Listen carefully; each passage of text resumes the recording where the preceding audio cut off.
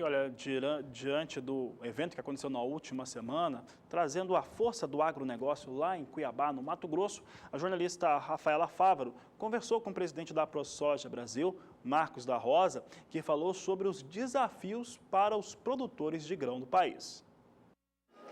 Durante o seminário A Força do Campo foi discutido como potencializar as produções de grãos e fibra aqui no país. Nós estamos agora com o Marcos da Rosa, ele é presidente da ProSoja Brasil. Marcos, uma das situações que o produtor tem enfrentado hoje aqui no país, após uma grande produção, é a comercialização dessa soja. Esse é o principal desafio hoje para o produtor brasileiro? É um grande desafio. Nós, nos últimos 5 anos, nós sempre tivemos bons preços na colheita. É claro que tivemos, antes da nossa, uma super safra norte-americana e preencheu os espaços da demanda.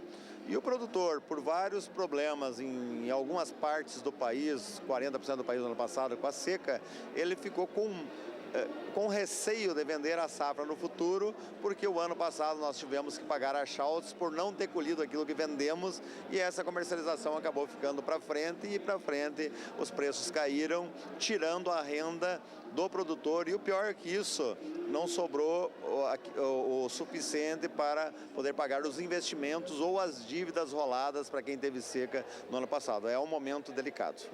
Vai começar a safra de milho também aqui no estado de Mato Grosso e aí o produtor tem um outro problema que é a armazenagem. Onde colocar esse milho já que a soja não foi comercializada? Olha, a armazenagem realmente é um problema, mas o maior problema é não ter preço. Os preços que estão oferecendo são preços abaixo do custo de produção hoje.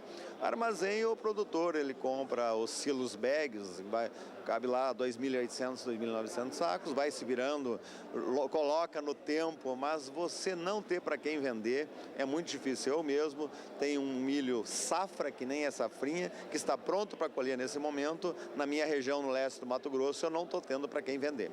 A Conab tem usado alguns mecanismos para garantir o preço mínimo aqui no estado. Tem ajudado, pelo menos? Sempre ajuda. Agora, o que nós temos que observar, se o preço praticado sem os prêmios eram de 13, 14 reais, e aí com os prêmios caiu para 12, mais os prêmios vai voltar para 15, não resolveu nada. Mas isso é uma maneira de tentar buscar um equilíbrio maior no mercado. Agora falando um pouquinho sobre crédito, que também é uma dificuldade que o produtor enfrenta, 60% da carteira do agro hoje ainda está na mão do Banco do Brasil. Nós estamos num evento de um banco privado. É preciso mesmo diversificar essa carteira de crédito para que o produtor tenha melhores condições de acessar esse crédito? Sem dúvida nenhuma. Na verdade, os bancos internacionais, eles não investem muito em custeio do Banco do Brasil por causa da insegurança jurídica de várias leis que têm que ser modificadas, como a trabalhista, por exemplo. Eles não têm segurança de que eles emprestam e vão receber.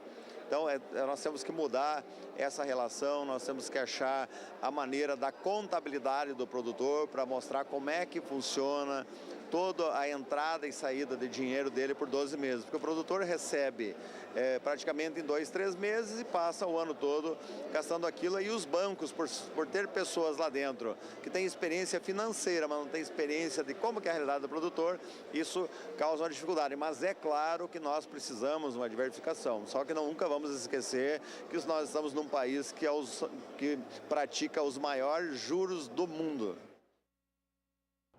E durante o evento A Força do Campo, que aconteceu em Cuiabá, no estado do Mato Grosso, na semana passada, o presidente da ProSoja Brasil, Marcos da Rosa, também fez um outro comentário. Falou a respeito do que pensa a respeito da área a ser plantada com soja no Brasil na temporada seguinte, a 2017-2018.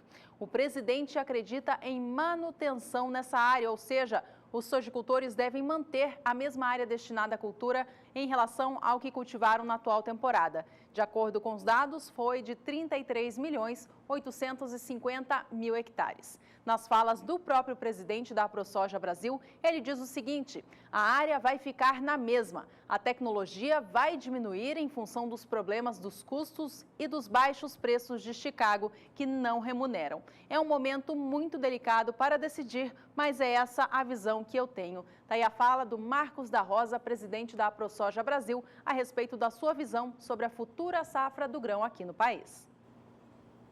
E no nordeste do país, fortes chuvas atingiram a região leste e isso trouxe uma série de problemas como alagamentos, desabamentos e mortes, tanto na área, principalmente na área urbana, mas alagamentos que tomam diversas cidades na região. O estado de emergência já foi decretado e você vai saber agora como é que fica a previsão do tempo para a região nordeste com a Nadiara Pereira.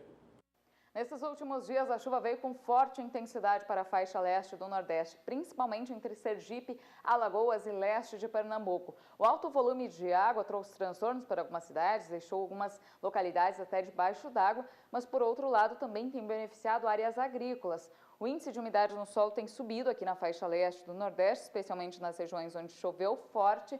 Isso beneficia importantes áreas produtoras de cana-de-açúcar. À medida que a chuva também atinge partes aqui do leste da Bahia, favorece também áreas produtoras de grãos do recôncavo baiano.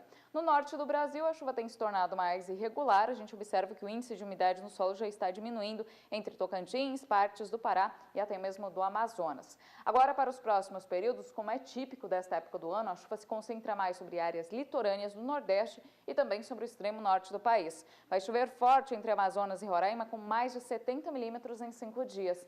E no Nordeste, a chuva diminui um pouco na faixa leste, mas aumenta no norte da região, principalmente do Maranhão até o Rio Grande do Norte.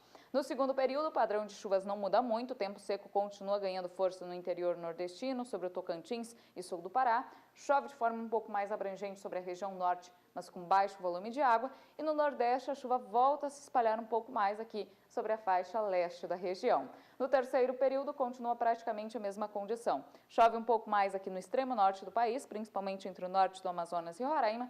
E aqui sobre o Nordeste, as pancadas continuam com frequência, especialmente na faixa leste da região.